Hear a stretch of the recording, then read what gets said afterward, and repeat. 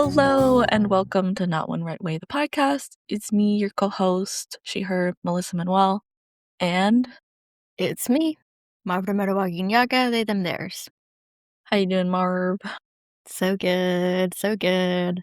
I got my coffee, which I've been sipping on all morning. It's very nice. I finally got more caramel flavored creamer.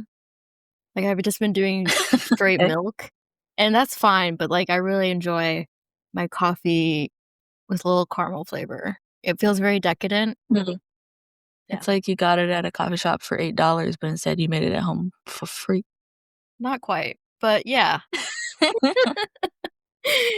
enough. Not quite free and not quite the same quality, but, uh, Fair enough, still fair enough. delightful. Still a wonderful way to start the morning. How are you doing? I'm doing okay. Yesterday, I thought I lost my wedding ring, so that was, a very stressful, 8 hours. Oh Just, my gosh. the panic, the I don't know, I was, I tore the whole apartment apart. It was terrible. It was in the back of the closet somehow. But, Okay. the great thing is, now my closet is so organized. I took everything out and put it Right. back in so neatly. I got rid of things. So, unplanned purge, but I found it. All is well. So, Wow, 2 silver linings there, love to see it. yeah. Um, hate that was 8 hours of your time, though. That's Yeah. too long in the day, that's a whole work day. Yeah. It was I did cry because I was like, "I'm a terrible wife, lost my ring, only been married, a month." Yeah. It's okay. Found it. It's all good. But yeah, what are you watching? What am I watching? Another K-drama. It came out several years ago.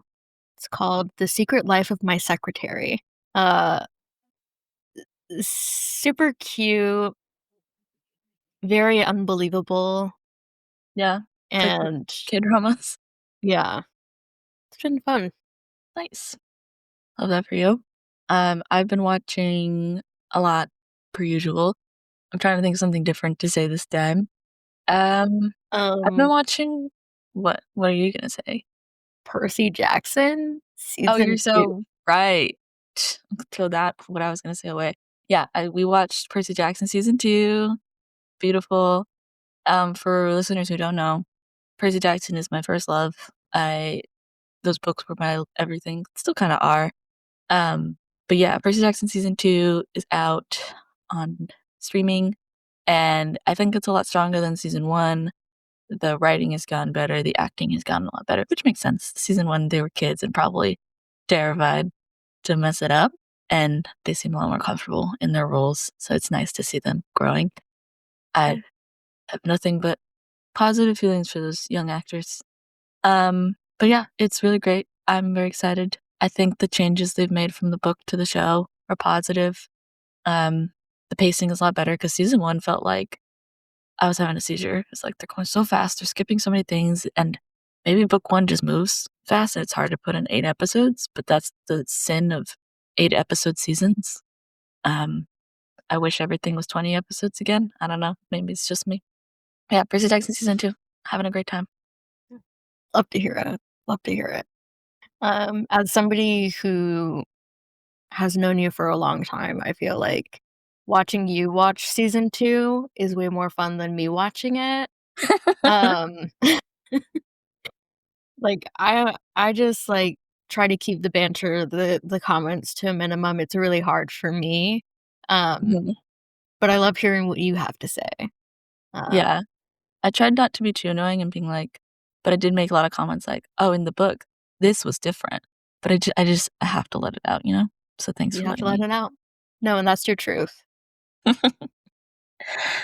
Well, let's waste no more time because we have a wonderful, amazing, talented guest with us today. Their name is Ali Sadegiani, and they are director, animator, animation supervisor. They've worked on award-winning films. Welcome. I'm making little applause hands. Thank you. That was a beautiful introduction. I appreciate it. Thank you, Miss.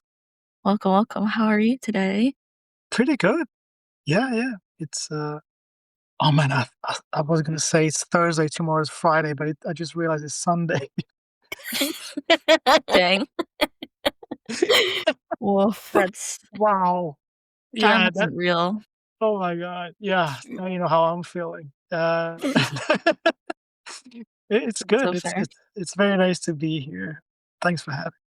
Yeah, Yeah. it's lovely to have you. Thank you. Are you watching anything right now? Oh man, I'm so busy with all my other work that I'm doing that I don't have time. But I do try to squeeze in. I'm a little bit embarrassed about admitting this, but hey, we're in a safe space. Oh, I just I just watched a documentary about UFOs. Don't laugh, but I did. And and it's I don't know what to think of it. Uh, yeah, yeah, it got me thinking. I just leave it at that. Yeah.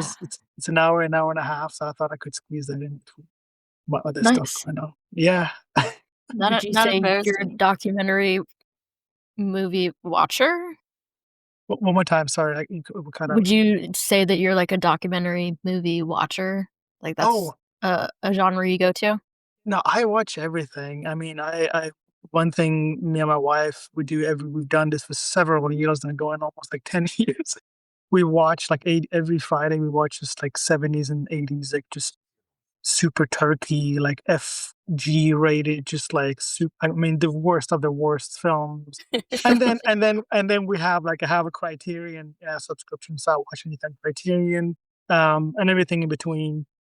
Huge anime fan, like 90s anime fan, so I'm catching Mm. up with all that kind of stuff once in a while. So yeah, I wouldn't say. I mean, documentary. I love a good documentary. Who doesn't? Um, yeah, I don't know why this thing just fell on my lap and just was sucked into the UFO thing. So, but yeah, Yeah, They're fun to watch.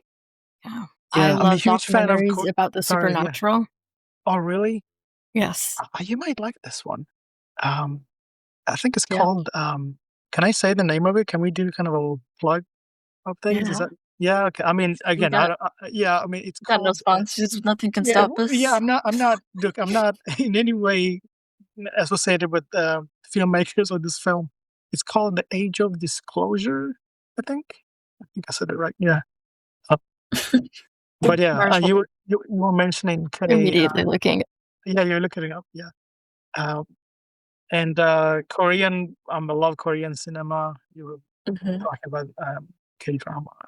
Korean thrillers are just yeah. It's Yeah, those are next level. oh my god. Yeah.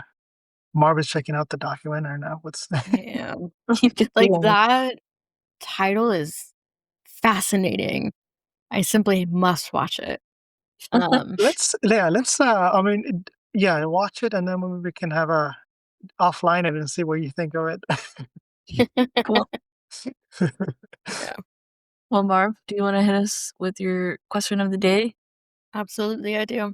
Um, so Ali, you're a little bit familiar with my background in social work. Yeah. Uh, what it means to me and how I sort of think about the world is that I'm approaching people all the time for the first time. And it's lovely. I love meeting people. And then I just start asking super invasive questions like, tell me everything about your health history. What's your relationship like with your parents? Um, So things like answer those that. So now?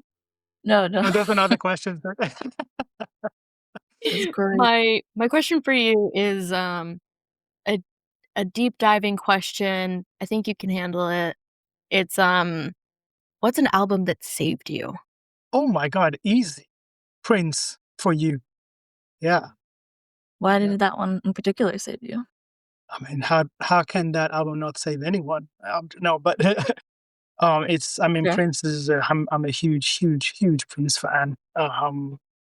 Uh, yeah, I mean this goes. I mean, I might just answer all the questions for all your.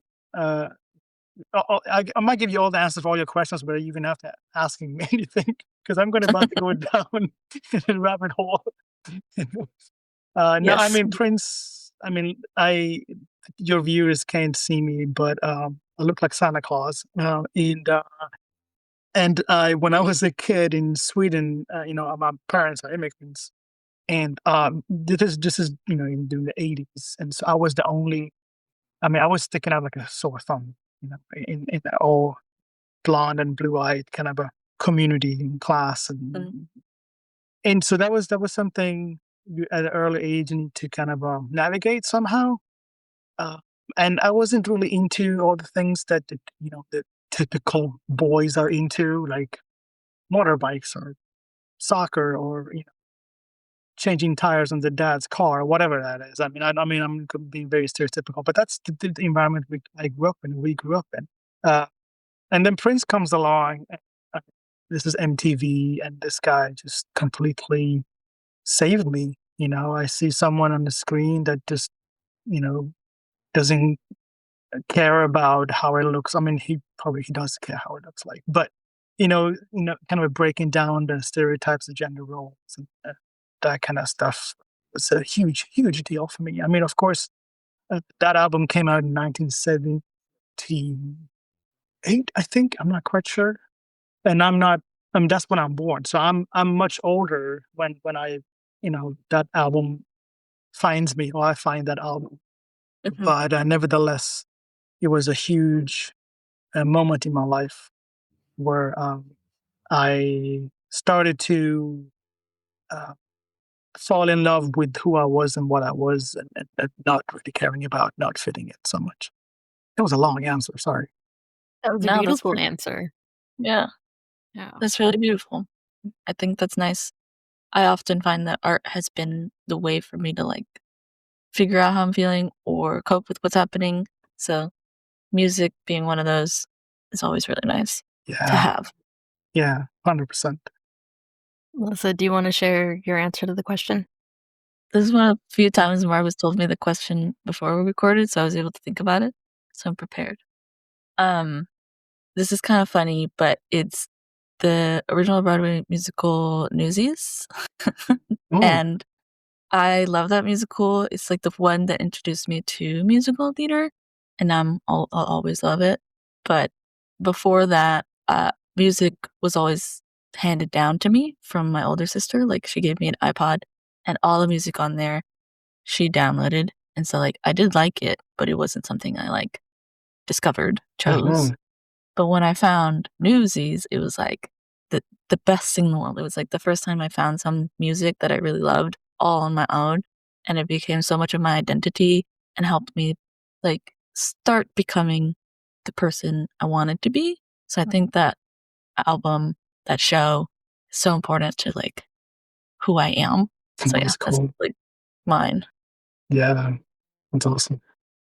I often make fun of Melissa for being a fancy, but the truth is, hearing you talk about it is exciting to hear about this sort of, like, inner dialogue you were having with yourself at a transformative age and how it found you at, like, the moment you needed it, you know? Yeah. What's your album, Marv? My album is A Painting of a Panic Attack by Frightened Rabbit. Uh, Oh. yeah, one of my favorite albums, and there's, like, very specifically a music video for one of their songs called "Get Out," and the lyrics are just, like, so raw, like, tormented by this disease of love. Why can't you just get out?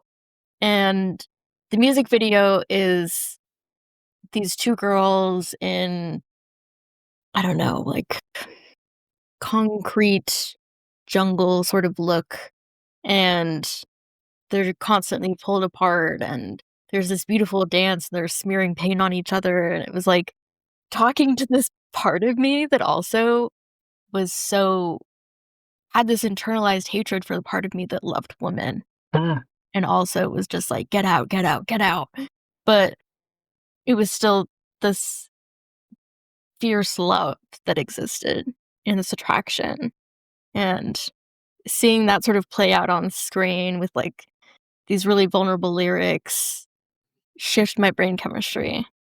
So, Well, That's yeah. cool. Do you remember? No, I'm asking the questions. Do you remember? yeah. Do you remember when that album came into your life? And what, like, do you vividly or the I moment? was I was in my junior year of high school. Mhm. Would have been like 16-ish. Yeah. That's cool. That's roughly when I found Newsies. So maybe it's like when we're teens and we're young and we're impressionable, we find the thing that changes our brain chemistry. I believe it. Wow. Thank you everyone for sharing our special songs. Yeah. That was a really sweet moment. Very vulnerable. Well, I'm gonna move us to our next segment, which is all about Alli. Can you share a little bit about your journey and whether or not you always knew you were gonna work in animation, be a filmmaker, or did you have a different idea of where you were gonna go? That's yeah, that's a very good and long. There's a good question and a long answer to that. But Take your time. yeah, we have an hour.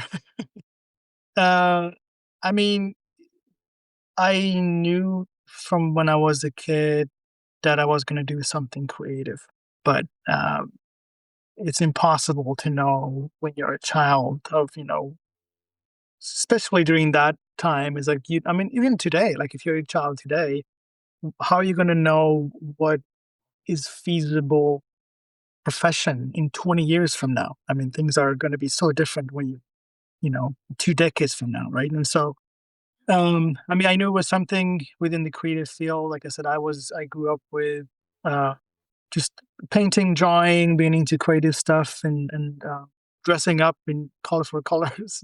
And I also a child of the MTV generation, and when MTV was actually really, really, really good, it was like in the forefront of what's edgy and uh, just pushing art, music, and cinema and uh, culture. And there was a time during the late nights sessions of MTV that had a segment called Liquid TV, I think it's called, where they were showing animated films and shows that were for older audience.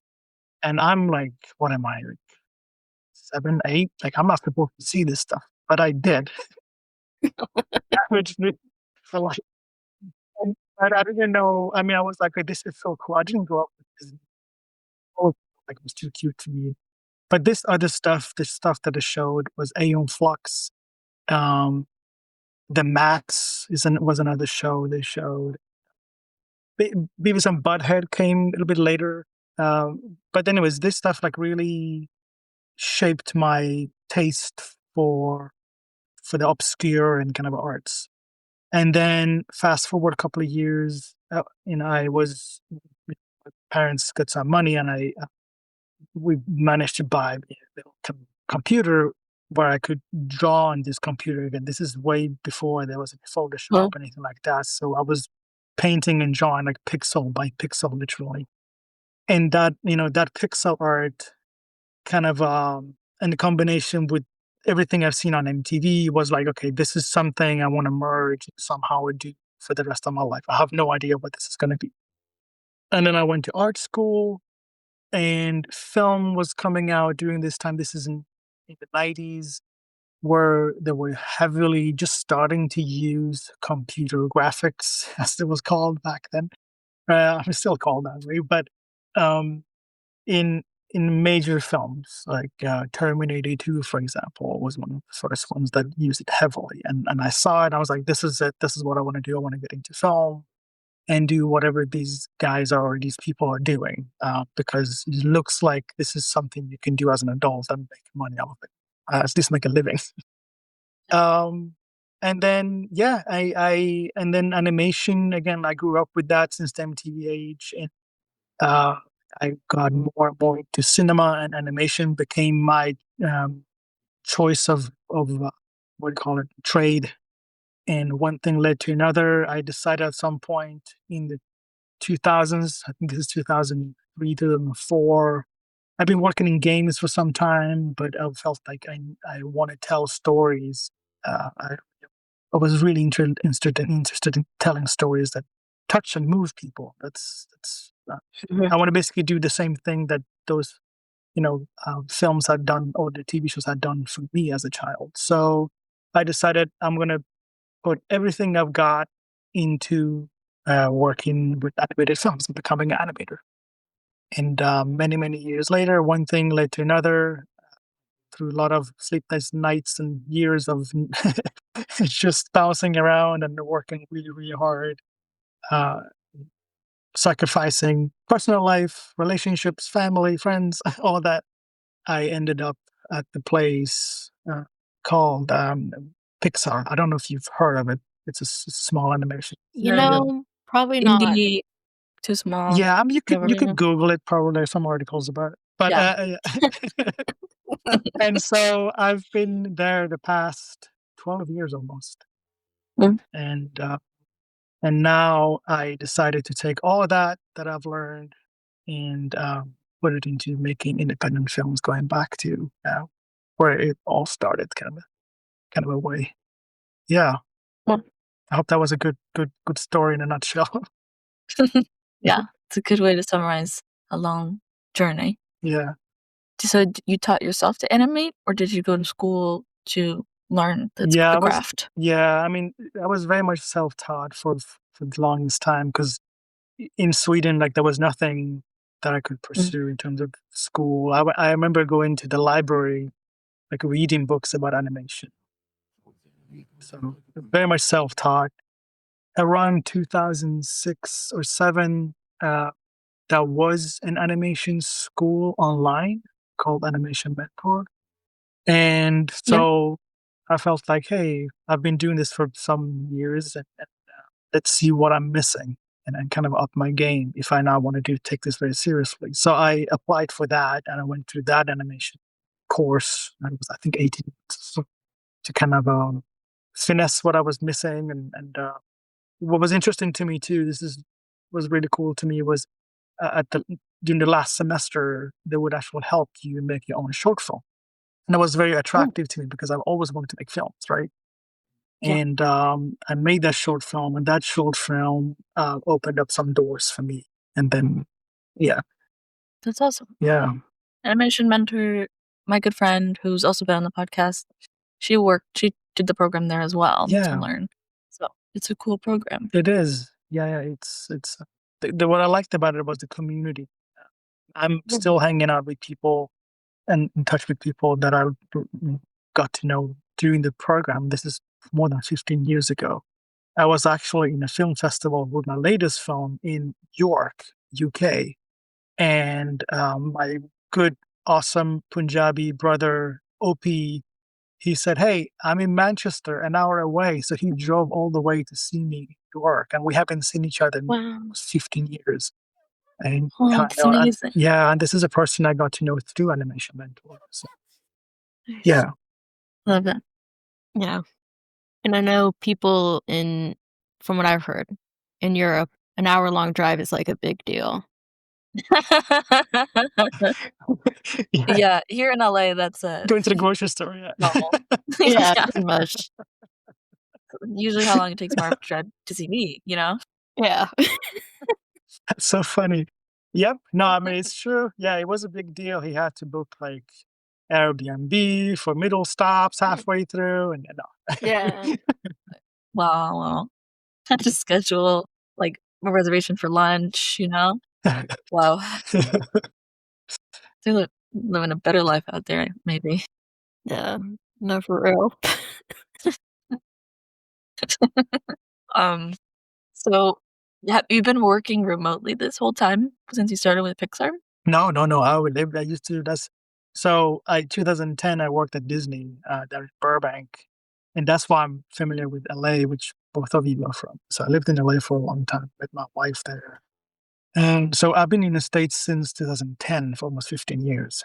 Uh, the last 12 years, I've been living up in the Bay Area, San Francisco Bay Area, where Pixar Studio is located. So yeah, been very much at the studio on site on studio. Yeah. Mm. Do you now that you've done a bit of both, do you prefer the, like, in-studio experience, or you like working remotely? What's your preference? I mean, I'm not gonna lie, I love working with clay. See more, especially in this type of industry, it's so hard. And being able to see my family, spend time with my family, with my dog, kind of owning my time is very important, and something that I so weird, right? I mean, something before this whole pandemic, most of us were unthinkable. But also I want to say I love being around people. I'm social for the most part, although I have my introvert moments. But I appreciate social interactions too. So I think a healthy kind of a balance between both of them, at least having the choice to decide that, I think it's a good thing. That has worked for me so far. So yeah. Yeah, it's awesome. Do you have any favorite memories of being in studio when you were working at Disney or Pixar? Oh wow. Uh, yeah, especially Pixar. I have so many good memories. Um, man, but I'm still on the NDA, so I don't know how much I can tell you. Don't break the NDA. Just like office experiences, like times you've had with your coworkers or something. No, I mean, jokes aside, I mean, I would say the most fun studio experiences is being around like-minded people, great people, especially like a place like Pixar. Is everyone there are just, I mean, the interview process is grueling, and people do who end up there are, for the most part, I would say like 92% of the time are just really, really nice people. And just like running into people in the hallways that talk about everything, and we're just going to the offices, having chit chat or brainstorming about ideas and all that kind of stuff is always something that I cherish. It's yeah, I mean that's something you can't do in when you work remotely, obviously. So and yeah, that's I think that's one of my most cherished moments. I think from my time there. That is, I can say without breaking any NDAs. Yes.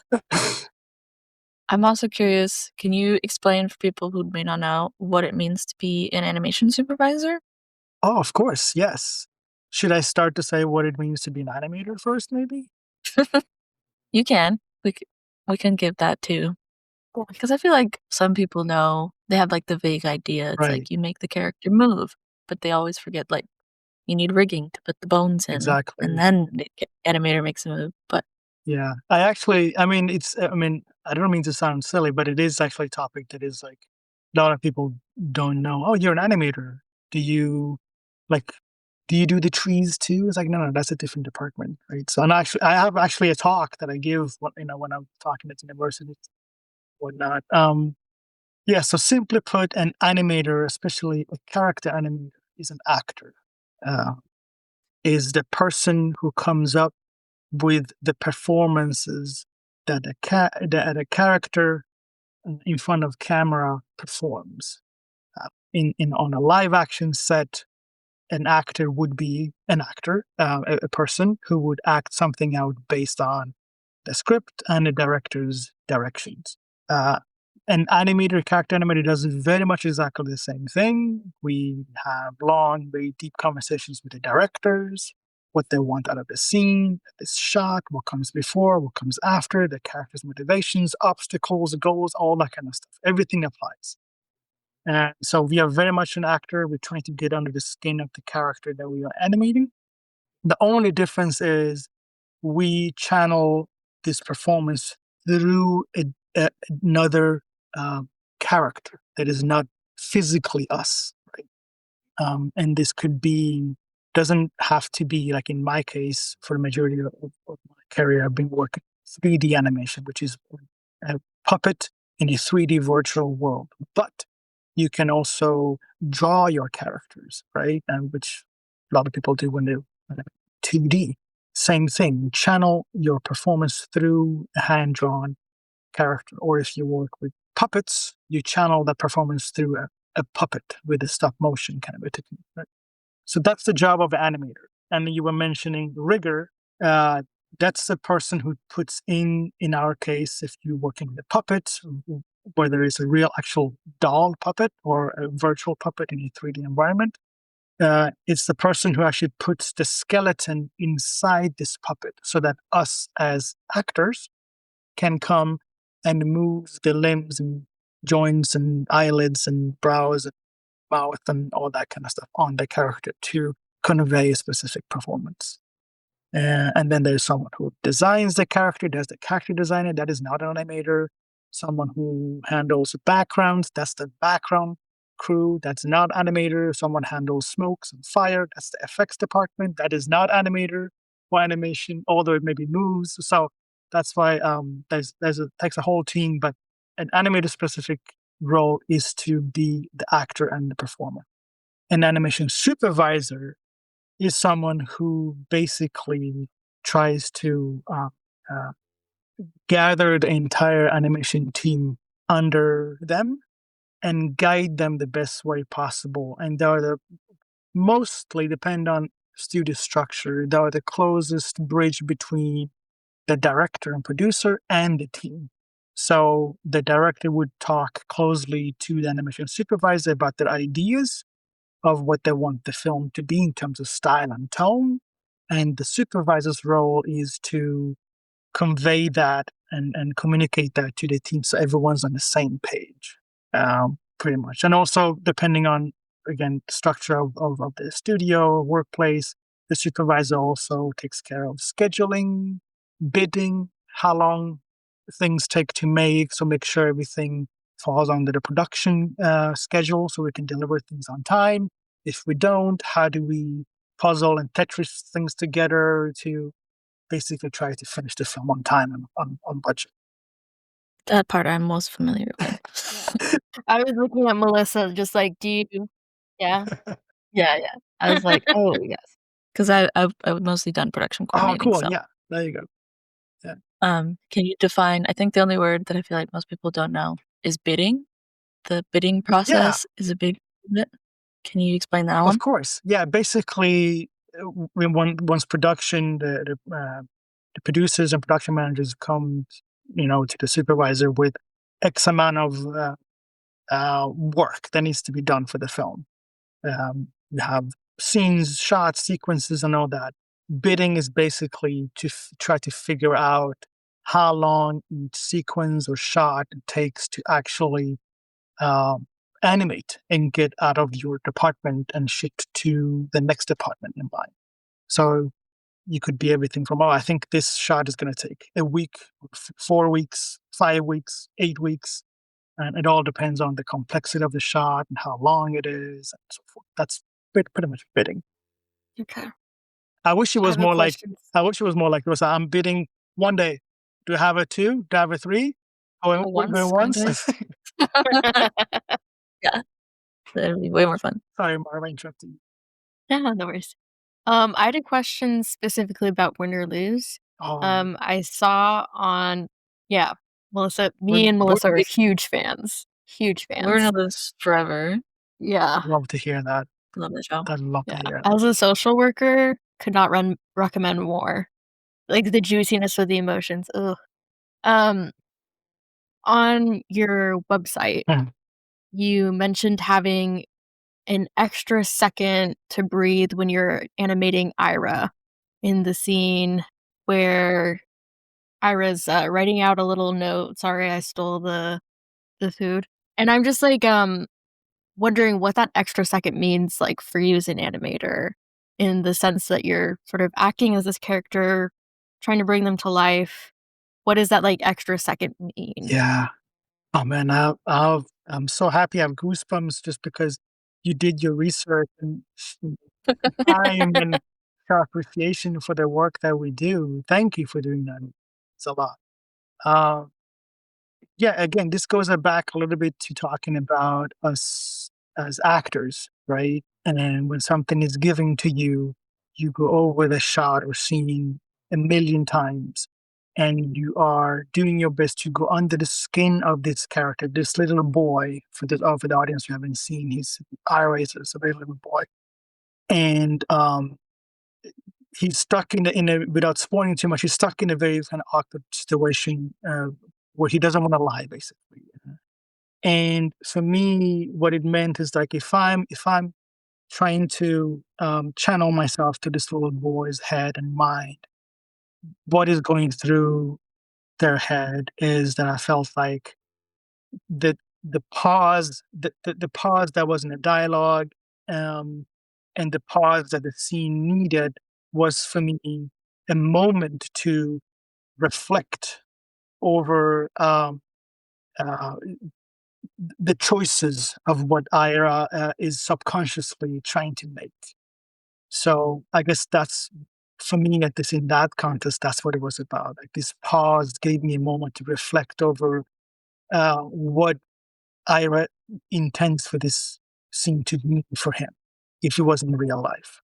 In this case, for being a little bit more specific, for me, I think that the line you're referring to, what it meant for Ira was uh, that he is a boy who is still trying to figure stuff out. He doesn't know how to write properly because he takes a break and double checks so he spells the word stole properly, right? And it's like, and that to me is like that is still a kid who's trying to figure the world out. That the chaos around him makes sense of it, right? Uh, so I think what I wrote there on my website was probably reflecting over that. I think. I think that show, when I saw it for the first time with Marv, I couldn't stop talking about it. I was so excited about it because, and they say it later in the documentary, like, we wanted to make something that could only be animated, Mm-hmm. and you can see it in every shot, every frame. It's just like every detail. For me, I've worked in assets, so like every asset was just like very intentionally designed to be like, you can't see this in the world, and that's on purpose, and it matters. And so it was made with so much love, and I really, really amazed at all the hard work you and your whole team I'm so did. happy to It's hear so that. I beautiful. think the writers and directors and the entire crew would be very happy to hear the response and you felt about the film. We poured everyone poured their heart into this. It was something special for all of us. So thanks for saying that. Yeah. We got the wonderful opportunity to speak with Patrick Lynn, who is the Oh layout yeah. supervisor. I'm curious, do you interact a lot with layout in the animation department, like you as the supervisor, or is there any crossover? Yeah. So uh again depends on each show. Uh on Win or Lose, we were relatively speaking very, very small crew. And it was crucial for us to have a very close conversation with a layout department, with any department actually, but the layout also because they are the ones who are the department pretty much uh, before us. So they set out the camera angles and how everything is located on in the scene. And the show had its own challenges and complexities where a lot of times the camera needs to be changed and the staging needs to be changed and so forth and adjusted once we got in there in animation. And so there was a lot of back and forth between the layout crew and us, the animation. But again, that changes from film to film. Some films uh, are a little bit more I would say there's always a conversation between the camera and layout department and animation. It just inevitably has to be. Again, like you imagine if you're in a live action set when you're shooting something with the actor, there's always been a conversation about, oh, what if we adjust the camera this way or that way? Same thing happens in a virtual 3D environment. But I would say more so on Win or Lose because we were such a relatively speaking small team. Yeah. It came out great. I think that open communication is always so important to me as a producer, so I'm glad that your team was able to have that. Yeah, great team. Yeah. It is still one of my highlights of my career working on that show. Let's move to your indie career Oh, because I'm excited to talk about your new film, The View. It's so good. I got to watch it again today. thank you. And I want to ask, is this a little autobiographical film? I didn't want to assume it was, but from can you confirm? Well, I mean, yes and no. Of course, yeah, it's inspired very much, and I think we touched on it early on when we were talking about it. How I grew Mhm. up in Sweden, so it's very much inspired by my journey growing up, uh, the way I grew up. What was Mhm. interesting was the film was supposed to be picture book first. Actually, I was not planning on making a film um, because making films is so hard. So I was like, I'm not making another film again, ever again. so, Yes. so, so, so it was supposed to be a picture book, And while I was, I was at the stage with the picture book where I felt it was okay to kind of send around to get feedback. It turned out that a lot of people uh, connected with the story, although they had like different backgrounds than I had. And so I felt like, okay, while the story might be inspired by my journey and my journey might be unique, uh, I took inspiration from other people's struggles.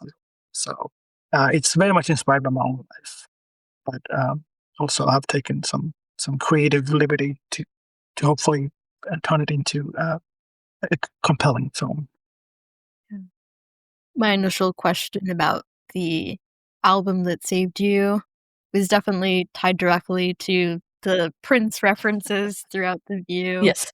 Um, that really spoke to me because it reminded me of my own experiences and, Oh, sort of what Frightened Rabbit and Newsies and Prince have all brought to us, that sort of Yes. sense of yeah, identity and yeah, finding something in us. yeah, Yeah, there's the moments where, like, he has to hide parts of himself in the film where, like, he's in that little, like, in my I don't know the right word for it, mind palace, like, sure. the inner thoughts of himself in the film, and I'm like, "We've all been there, we've had to, like, bury it, and that breaks us more than it does actually heal us." Yeah, So, that was very important to see, I guess, and how the thing that he buried ended up saving him. So, yeah, that's a very yeah. nice reflection. Thanks for sharing that. Yeah, I think, I mean, those metaphors are there. I think, luckily or maybe unluckily, I don't know.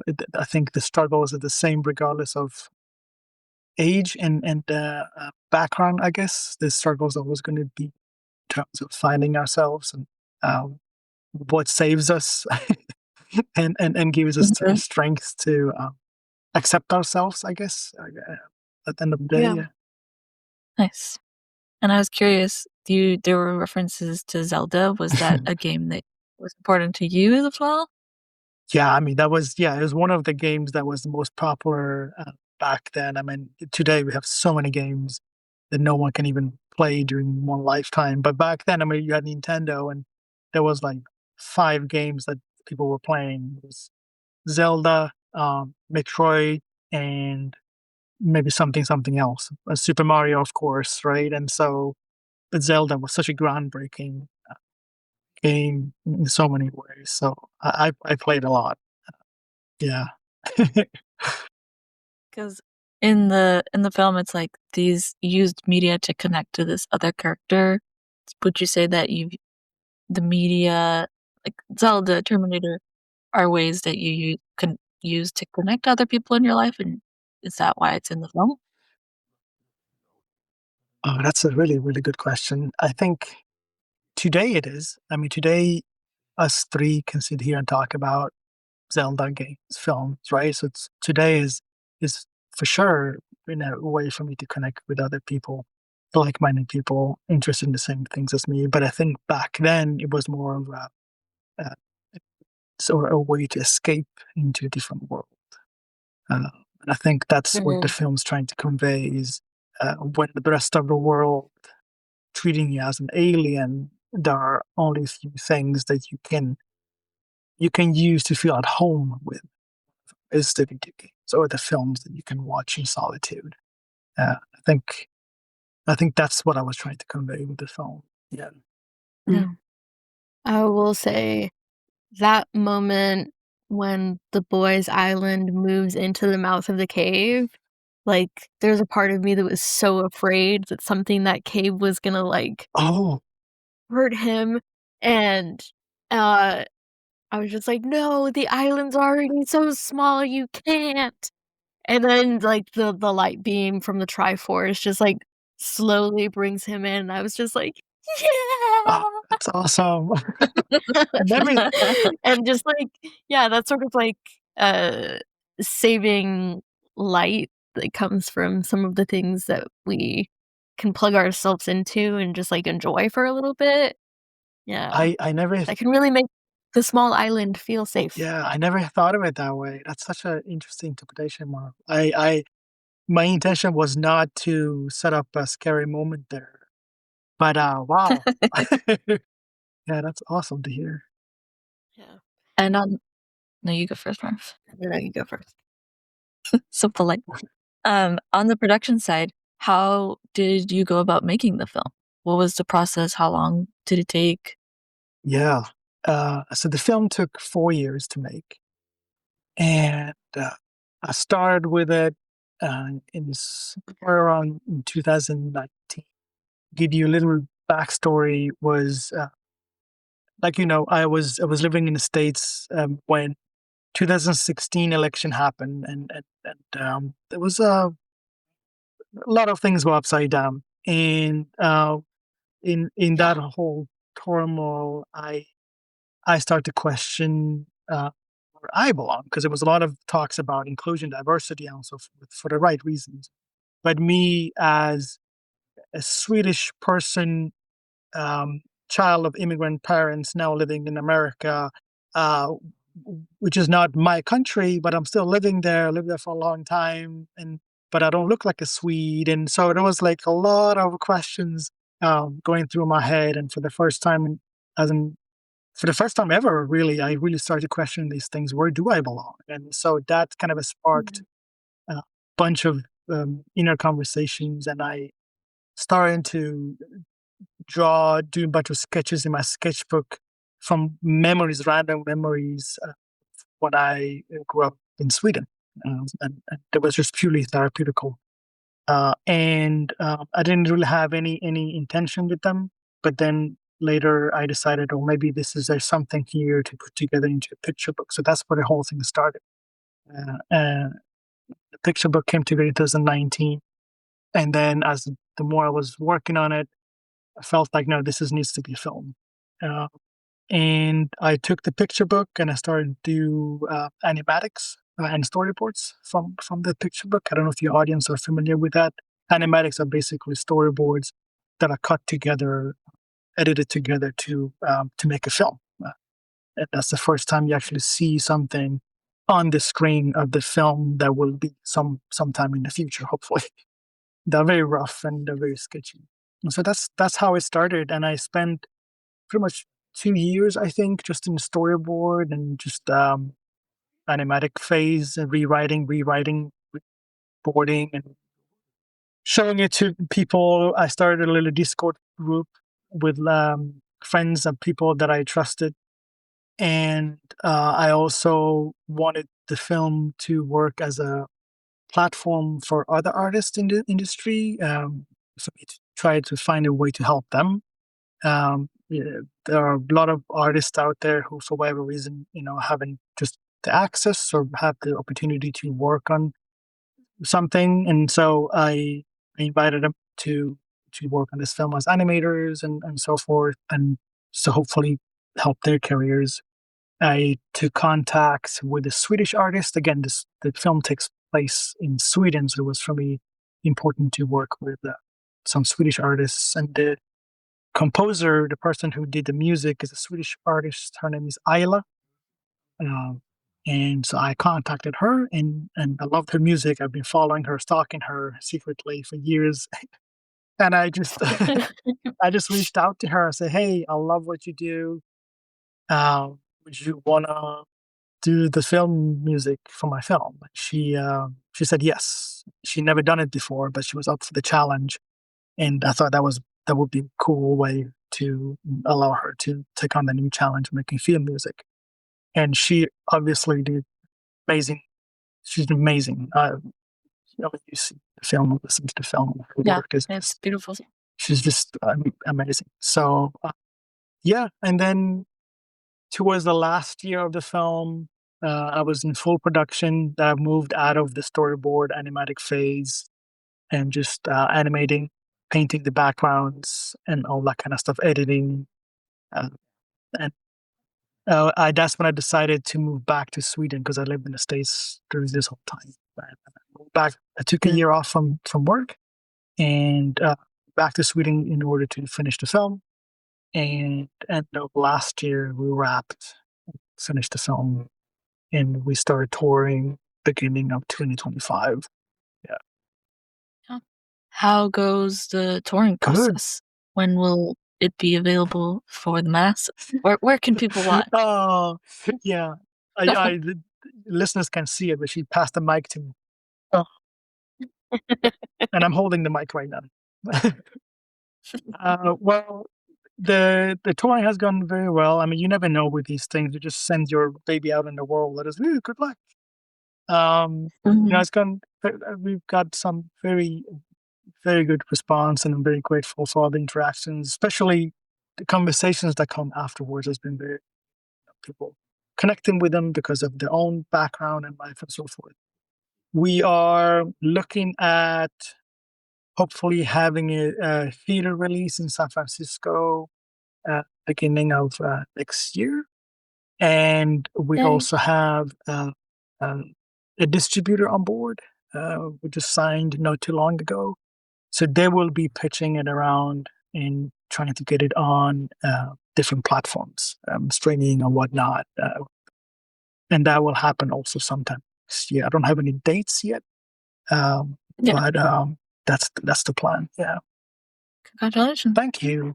That's exciting. Yeah, thank you. Well deserved. Thank you so much. Yeah. What a journey. You have such a great portfolio of work. This is not your first indie film. You have others people can go look into on your website as well. But you've done Oh, amazing thanks, stuff. Melissa. It's That's so very cool to kind get of to you. do. Thank you. Do you have any final words of advice for other people who are dreaming of being animators or just working in the industry?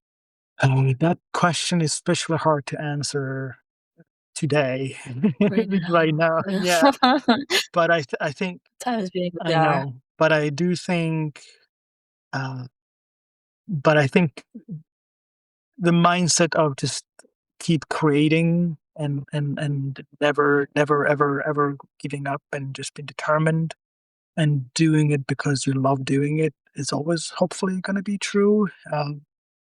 Yeah, and I think like finding your tribe, finding a community, I think is important. You will find that community when you work on things. And right now, for example, in the midst of everything going on right now in the world and industry, we are working on a next film, and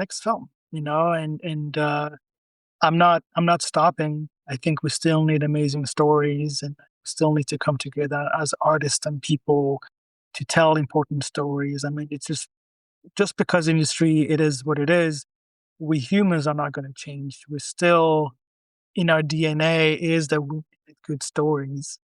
That's not going to change, at least not from a couple of million years from now. So those things will Yep. always exist, and so for me, I'm pushing on, full throttle, as much as my brain power allows me.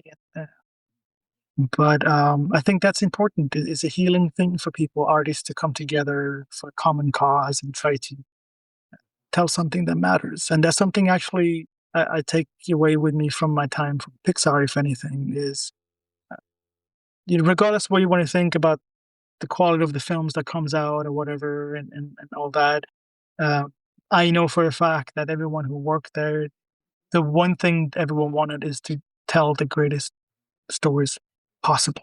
Now, that doesn't always happen because the process is so grueling and difficult and circumstances are out of your control. But uh, that's something I'm trying to pass forward and tell stories that actually matter and doing it with people, like-minded people who want to do the same thing.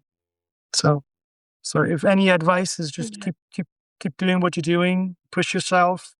It is hard, but anything that is worthwhile is going to be hard. Yeah. Great. Great advice. Yeah. Yeah. I do really resonate with like the fabric of humankind and the way that we build communities is inherently creative, and to pass that forward is the best thing we can do. The greatest legacy we can carry on. Biggest legacy we can create for ourselves too. Yeah, Keep I think creating. so. Yeah, Yes.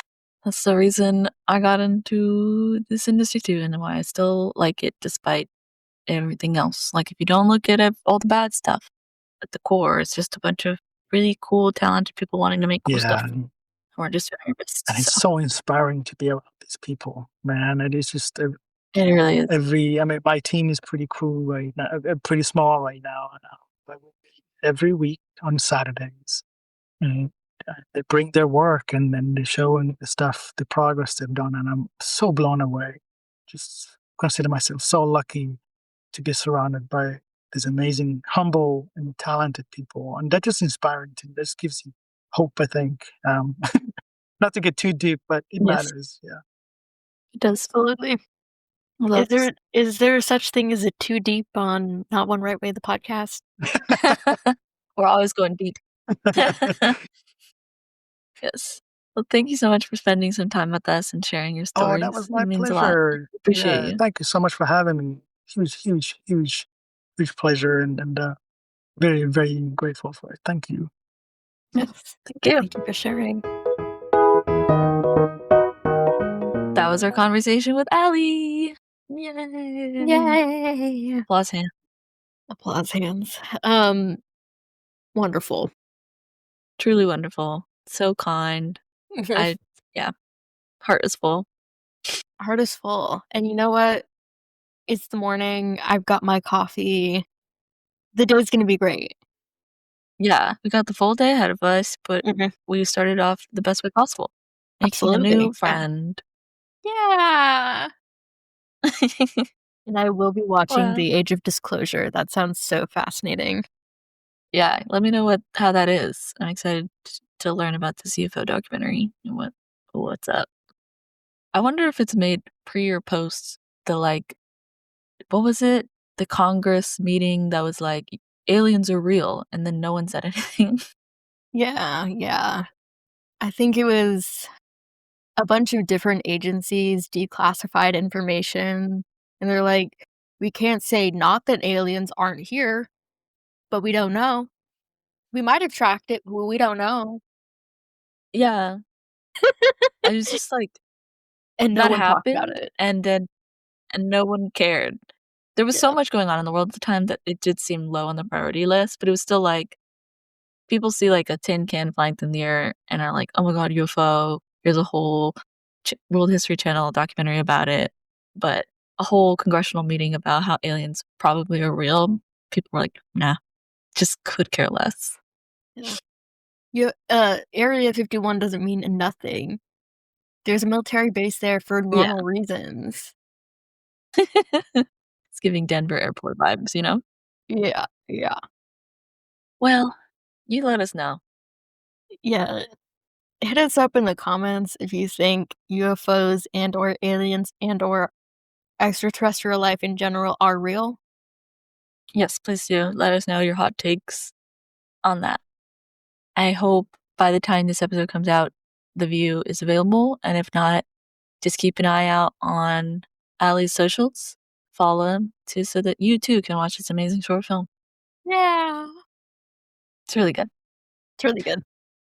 Thanks so much for podcasting with me, Marv. Thanks for podcasting with me, Melissa. And everyone should like, comment, subscribe, tell a friend to listen, leave a review, pretty please. And our cover art is done by the amazing Les. You can follow them on Instagram as well. Marv edits the podcast. And remember, There's not right hey, to teach yourself to animate and then work at Pixar. there's not one right way to find Prince's album for you at the perfect moment in your life. And there's not one right way to learn the difference between what an animator is and someone who makes trees. There's a difference. There's a clear difference in departments, There's a difference, environments, yes. and animators. But you've learned that here today. Thank you so much for listening. Bye. Bye.